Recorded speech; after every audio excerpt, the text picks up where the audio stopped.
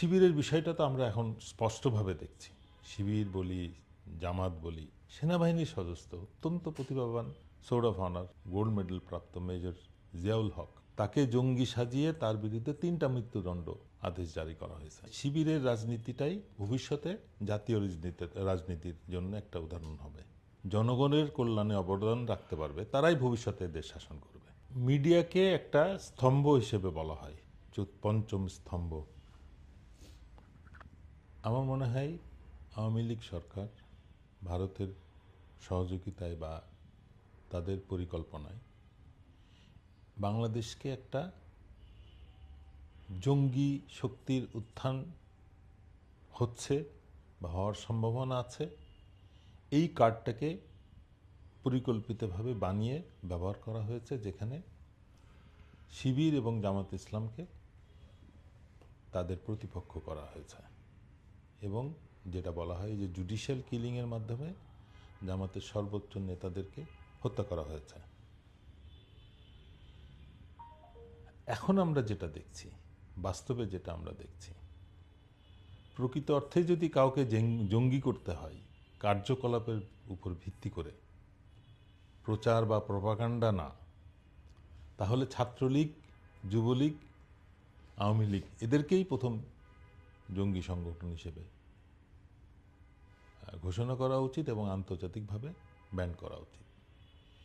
এই জঙ্গি কার্ড ব্যবহার করে আমরা দেখলাম সেনাবাহিনীর সদস্য অত্যন্ত প্রতিভাবান sword of honour gold medal প্রাপ্ত মেজর জিয়াউল হক, তাকে জঙ্গি সাজিয়ে তার বিরুদ্ধে 3টা মৃত্যুদণ্ড আদেশ জারি করা হয়েছে এবং আন্তর্জাতিকভাবেও এটা প্রচার করে তাকে একটা ক্রিমিনাল লিস্টে অন্তর্ভুক্ত করা হয়েছে।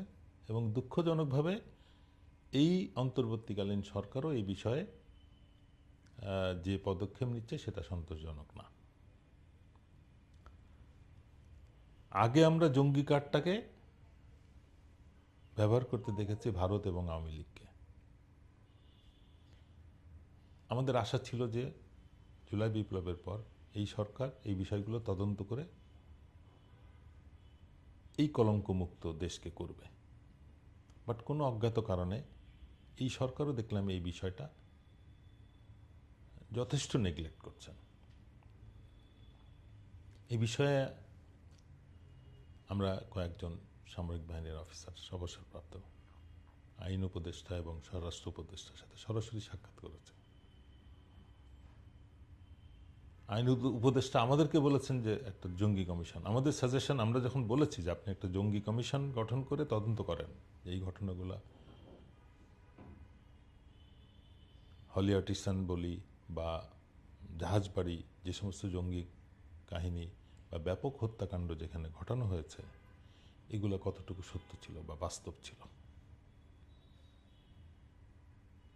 অথচ উনি বিষয়টাকে অ্যাভয়েড করেছেন যে আপনারা তদন্ত কমিশন সাজেস্ট করেন।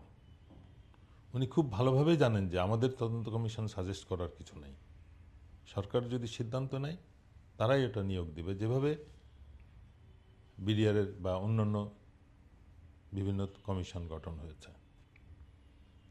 প্রায় 3 থেকে 4 মাস আগে আমরা ওনার সাথে সাক্ষাৎ করেছি, কিন্তু এখনও তার কোনো ফল পাওয়া যায় নাই। আমি মনে করি যে এই বিষয়টা আমাদেরকে হতাশ করছে। শিবিরের বিষয়টা তো আমরা এখন স্পষ্টভাবে দেখছি। শিবির বলি, জামাত বলি, তাদের বিষয়ে যে অপপ্রচারটা ছিল,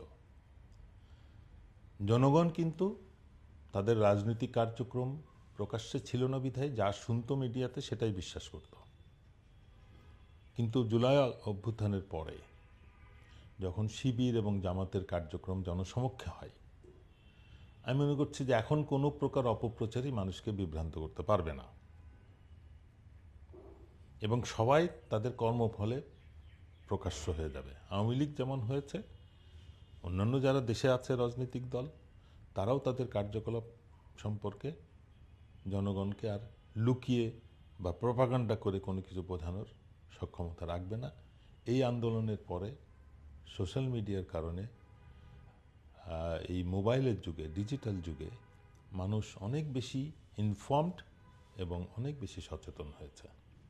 তো সুতরাং যে ভালো সে এখন স্বীকৃতি পাওয়ার পথে চলে আসছে এবং শিবির পাবলিক ইউনিভার্সিটিগুলোর ইলেকশন এবং তার পরবর্তীতে তাদের কার্যক্রম, ইলেকশনে জয়ী হওয়ার পরে যে অবস্থান নিয়েছে, সেটা আমি মনে করি বাংলাদেশের রাজনীতিতে বা বাংলাদেশের ইতিহাসে একটা পরিবর্তনের উজ্জ্বল সম্ভাবনা সৃষ্টি করছে।